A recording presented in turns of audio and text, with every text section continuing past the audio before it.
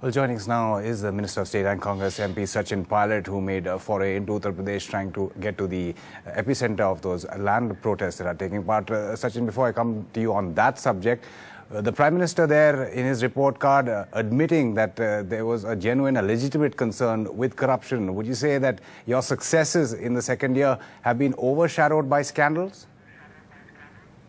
I think it's a bit unfair to say that anything has been overshadowed. Clearly, corruption is an issue for the society, for the government, and for all people.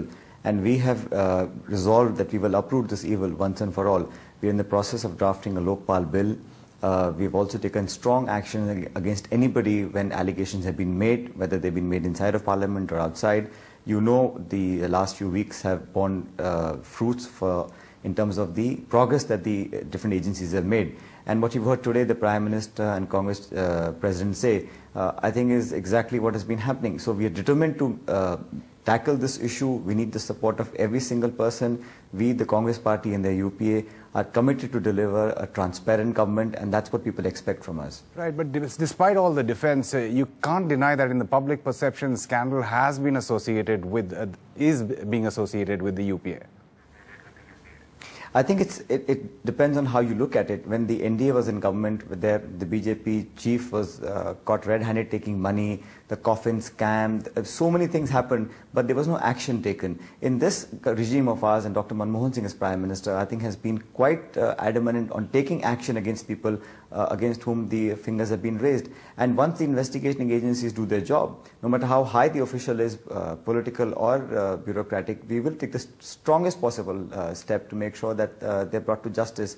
So perception is being created, but I think we are tackling it a whole lot better than the previous regimes were. Corruption is an issue that the society, government, all of us need to come together and then tackle it. And I'm sure that we'll be able to register a success if we get everybody on board.